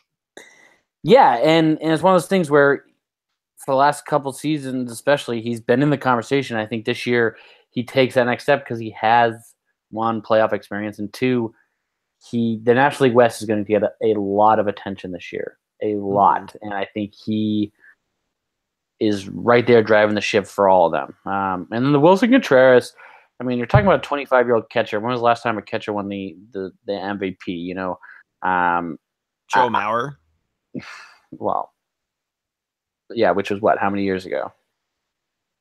Was it 08 or 09? One or the other. I mean, that's still 9 years ago. Ago. So, I mean, I think he numbers wise, I mean, he's hitting right there with Rizzo and Bryant protecting him, and he's just gonna get. I mean, Rizzo especially is a guy that gets on base. He's not necessarily, he's a homer guy, but he's also a guy who gets on base. So Contreras is able to hit him in a lot. When he's in there and where he's batting, but I think he's putting up the numbers. I mean, you look at his numbers for the last 2 years, and his averages have been. He's sorry. Whoa. I mean, 2017, his average was 276, and 2018 or 2016 was 280. So I think he's due to hit over 300 this season, in my opinion. Last year, he had 21 home runs, 74 RBIs, 45 walks, and I just think that this is the type of 21 doubles. I think this is the type of season or a year for him progression to only get that much better with the more bats he's going to get. Like I said, he's a year older now. He has the experience of going through the last 2 seasons and doing that sort of full-time thing. I think this is the year where he hits the 300 plus. I mean, 21 home runs last year, second year in the majors. He's definitely going to improve on that. 74 RBIs, he's definitely going to improve on that. I just think he's primed to have a big year. But ultimately, I'm agreeing with you, Bryce Harper. I just think those two guys are my sort of second and third wild, crazy pick, outside shots. And also Young. Yeah, thank you. And also Young, hard to pick against Kershaw, but I'm going to go Noah Syndergaard. Yeah, I like that pick. Hey, listen, you said it, Thor, right? Yeah. The fucking um, hammer of a slider that guy throws. It's oh just yeah, so. It so is. incredible. It's incredible. So I think man of the year is going to go to the Mets. The new guy. The new guy there, Mickey Callaway. Because how Yeah. often do we see the guy whose team was the worst last year or not great last year? All of a sudden they're first or in the hunt, and now all of a sudden he gets the manager of the year. No, I like that. I mean, but Gabe the Babe, I 1000% wanted to pick Gabe the Babe. I think he comes in second. I think I almost did because I think the Phillies are going to finish around 500. I love But I it. thought it was going to be too biased. I think. Listen, I have the Phillies finishing higher than you do, and I think Gabe the Babe could be a big reason why. MVP, AL MVP. I'm going Mike Trout. I'll let you do because I have your short answers. I'll let you do the long ones next. I have Mike Trout for AL MVP. Obvious reasons. In the talk, I think. I mean, I don't want to be that guy, but Lindor could be there. Yeah. I'm not even going near any of the Yankees. I don't think they can do it. But even Carlos Correa, shortstop for the Astros. But I think Trout ultimately. Cy Young, I want to say Sale like everyone else, but I'm going to surprise everyone and go David Price. I think David Price has an unbelievable year. If you look at his numbers, just getting better in Boston. That's probably more wishful thinking than anything else. I also picked Chris Sale last year, and it kind of backfired. He started out well and then lost it, but I think Sale or Bryce, my opinion. Okay. Manager of the year. I think the person who's going to come in last is 100% going to be Brett Broone's little brother. I think the guy who comes in first is 100% going to be Alex Cora, but I could also see Mike Scioscia winning it, or even the Twins manager, just based on the seasons that the Twins and Angels are projected to have. Yeah. But ultimately, I'm going Alex Cora, and I think Brett Broone's little brother finishes in last place, per usual. So give me why I'm wrong on those, or give me your opinions. No, so I like Trout for MVP.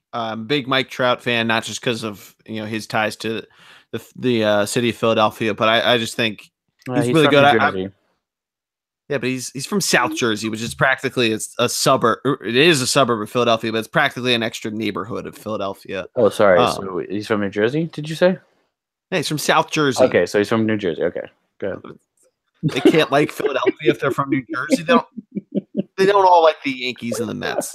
Anyway, but I like Mike Trout a lot. I've always liked him as a player, and I think he's just clearly just so talented. I think a couple guys to keep on a short list. I think Jose Altuve's up there. I think what he can do with the Astros, and really a lot of them, but I would put him or Springer as sort of the front runners. Same thing with the Red Sox. I think you could put a few guys up there, like a Mookie, I want to throw Benintendi up there, but I'm not sure if he puts the full season together. I know he cut his hair. I'm a little upset. I would even go maybe dark horse. A lot of people are high on Byron Buxton out in Minnesota and think that he might make that next step to really having this blowout all-star. Well, he'll have an all-star year, but this blowout MVP type of year, become the marquee player of the NL Central outside of, really anybody in Cleveland. Speaking of, I think Lindor is up there. I think Jose Ramirez is still in that conversation.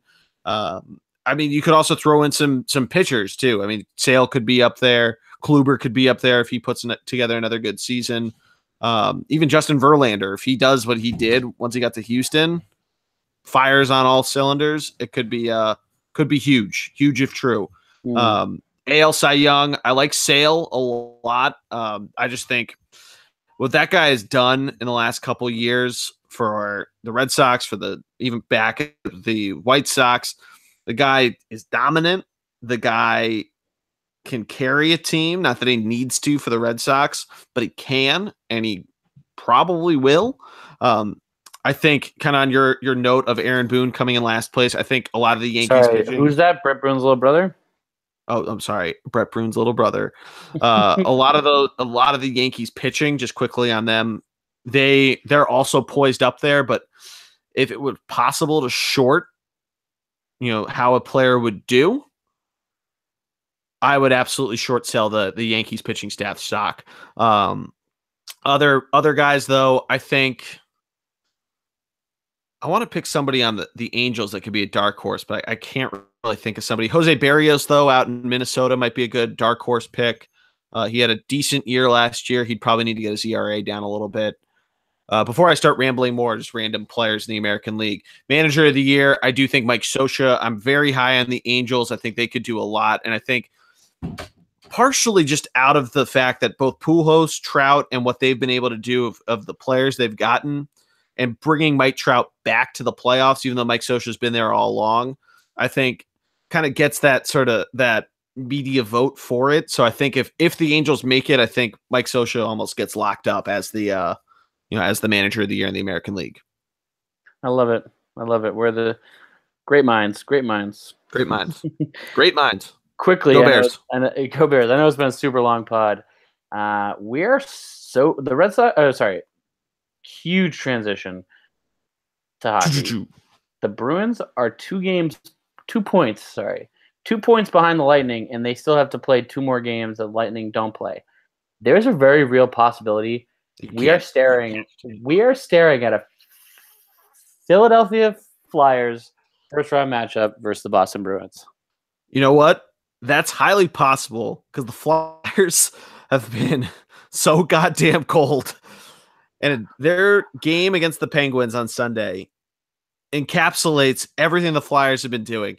They basically use their 2 goalies like a goddamn pitching staff. Somebody starts the first couple innings, basically like a playoff game. They start the first period. They see how they're doing. They let up a goal in the second. All right, switch them. And then the other guy does well. It happened this time. The reverse of what had been happening where Mrazek stunk, and they bring in Alex Lyon, and Alex Lyon's lights out. Alex Lyon lets up a few mere goals against the Penguins. They yank him, and they bring in Mrazek, and Mrazek looked pretty good. Granted, the Flyers have these spurts where they look like absolute shit, and it's really like 10 minutes.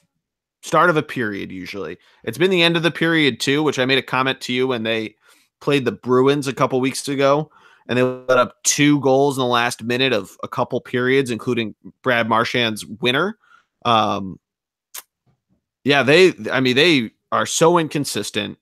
I think, though, for you as a Bruins fan and for anybody else, a Tampa fan, even a Toronto fan, even though their road record isn't that great, the Capitals and especially the Penguins, the Flyers are up there too. They actually have a better road record than the Penguins, but all of their road records are terrible. The Penguins are 15-20 if you add the overtime losses onto regular losses.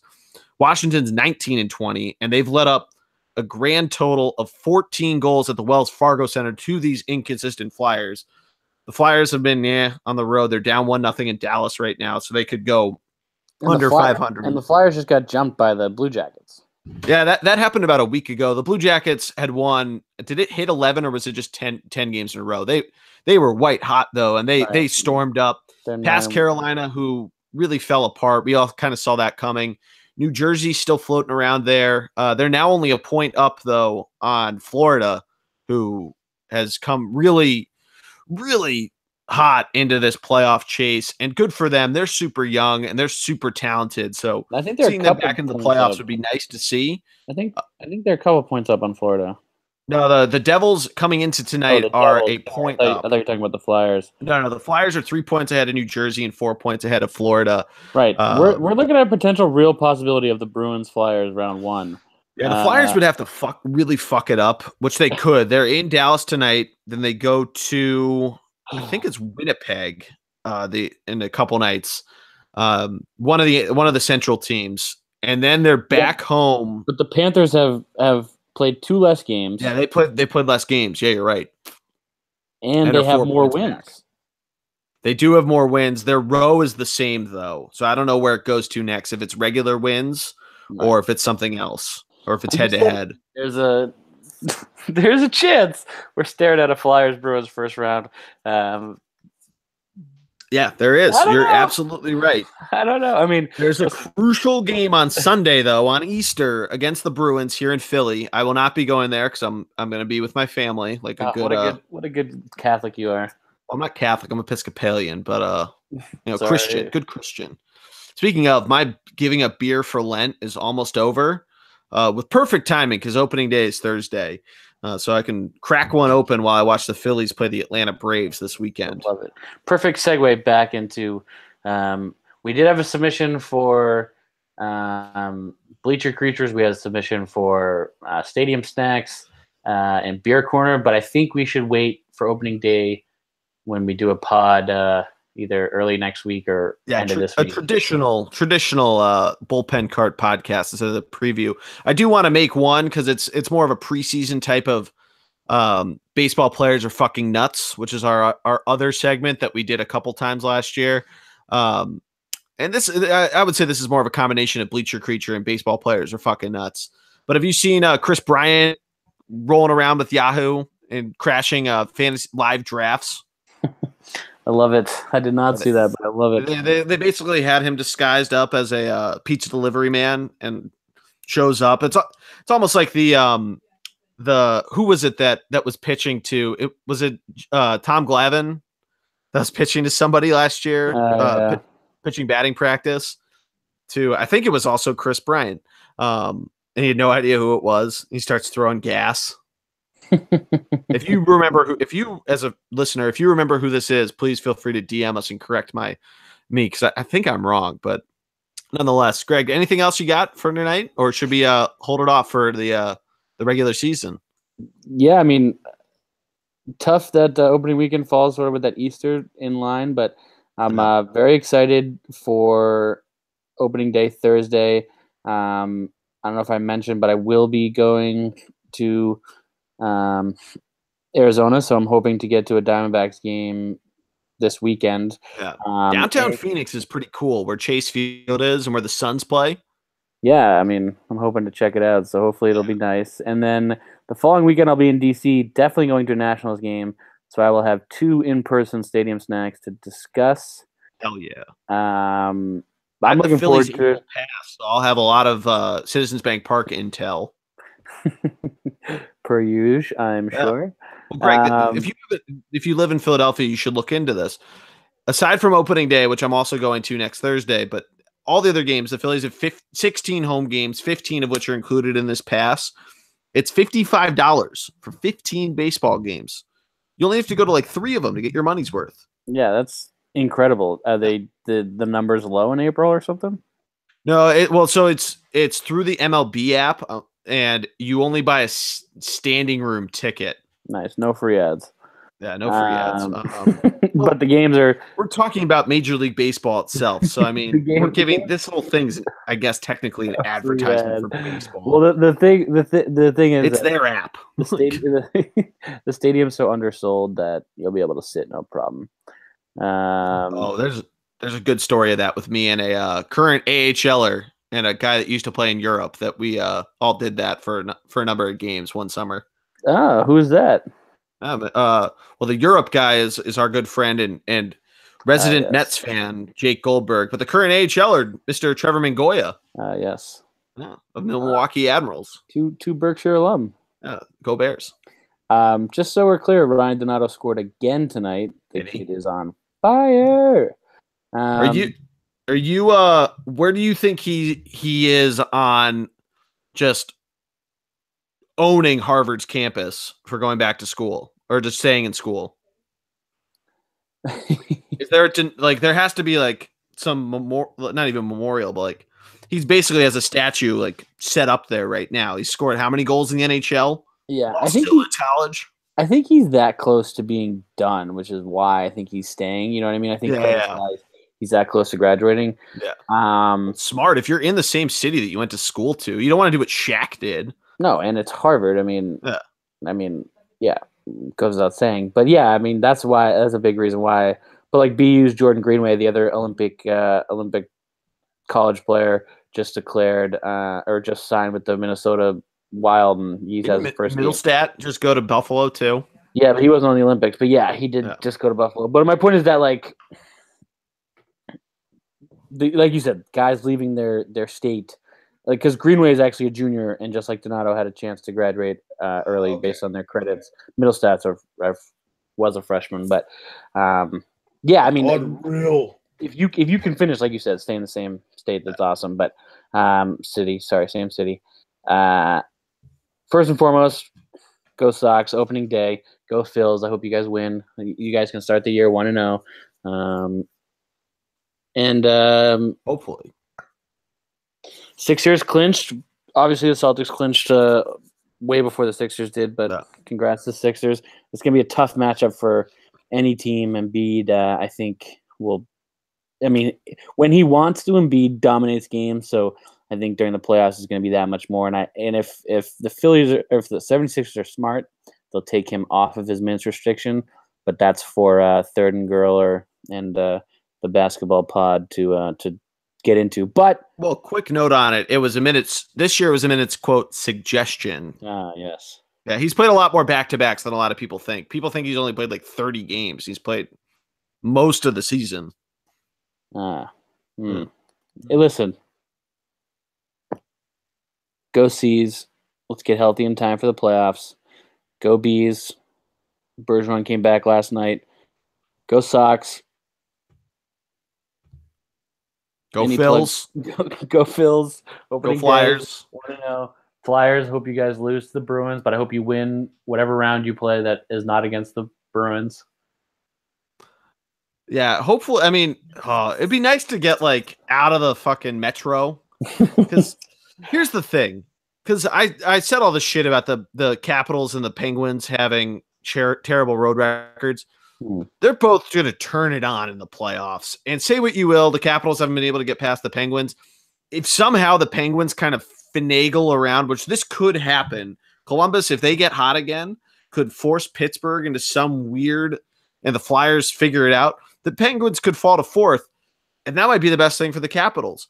Every single year that they've played each other in this new weird-ass format, divisional style, I'm talking about the Capitals and the Penguins, the Capitals have had a fairly tough first round. They either played a very physical team that couldn't really score, so all they did was play hard defense like the Flyers 2 years ago, or last year they played a very quick and young, so that's why they beat them, Toronto Maple Leafs.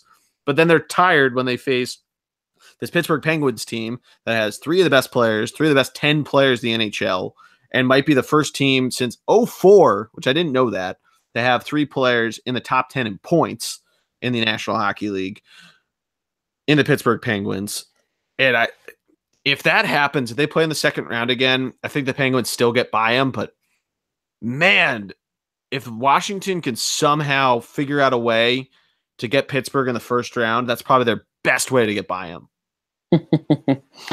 I mean, Pittsburgh is a tough out regardless. And like you said, if they can steal one on the road and bring the game back to Philly, I think they can sweep at home in Philly, Wells Fargo Center.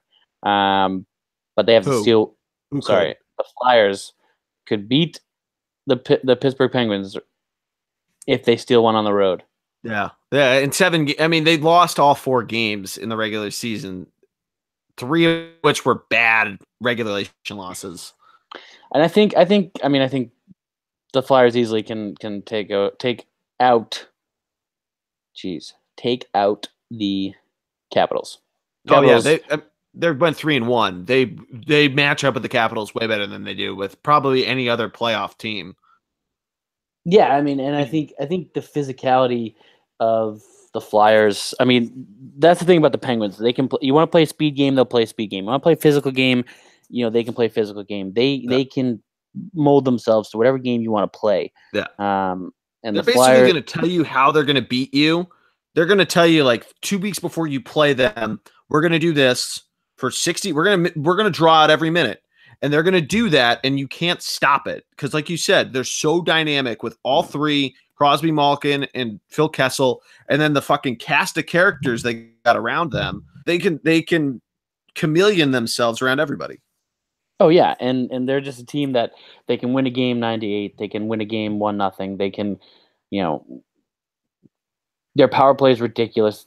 It's unreal. Their biggest weak spots there defense, but at the same time, their team defense is good enough to make up for it. They're a whole nother level, as we predicted a couple weeks ago. I don't know. The Bruins and Lightning are playing really well right now, so I don't know, and that'll different pod for a different time. But you should do a playoff preview as an aside. Quick business note. Obviously. No. Jordy, tell them where they can like, subscribe, review, tell us how great I am and how terrible your friend from Pittsburgh is, but tell them how great I am. Yeah, so the great Greg Piatelli, you can follow him on Twitter at GT Piatelli. Oh, no, I was talking about plugging the blog. Well, yeah, you're so gracious to come on and talk to me about nonsensical sports for 2 hours and my love of the Phillies. I never got to say what I think their lineup's going to be, but I'll write it down on a blog post. But you can go to thunderblogsports.com to see where that prediction comes into play. You can follow us at ThunderBLG on Twitter, Thunderblog Sports on Instagram and Facebook. We've really been stepping up the stories, and people have been really liking those. So definitely want to check that out on Instagram. Greg, again, is GT Piatelli on Twitter, and I think it's Greg RSP on Instagram, right? GERPS. GREPS. No, GERGSP. Yeah, Greg SP. No. On switch Insta. the E and the R. Gerg SP. Right. Anyway, you can find me Jordo9 on most social media platforms. GEORDO9. The second O, both O's are the letter O, not zeros. And if you need help, that's GE or die. Yes, that is how you spell my name. But anyway, we really do appreciate it. Keep an eye out for all of our blog posts from myself, sometimes Greg, Matty D, Ryan White, who's been doing a great job covering soccer for us. We'll try to keep you posted on our baseball league, which features the four of us. J-Rod, the Pittsburgh guy, and Third and Girl of Girls on Hoops fame. But I think that's going to do it for us, Greg. Thank you as always. This was a ton of fun. Quickly, Jordy. Yeah. Just so everyone knows, we did do our draft last night, and Jordy and I got gold medals, if you will, for the draft. I'm not sure if that's a good thing, but everyone else did not get gold medals. Yeah, so I don't know. Got bronze. I don't know. Sure. Is that good, Greg? I'm not sure, but I've heard in other instances where gold is really good and bronze is not. So yeah. I'm gonna let's put it up to a vote. Let's do a Twitter poll. Because I can't tell if getting a gold medal is good or not. I don't know. I mean, does CI and MI stand for – what does that stand for? We'll have to ask Matty D. We'll have to ask Matty D. We'll have to ask him. But great job, Jordy. Great job, Greg. Thank you again. And go Phils!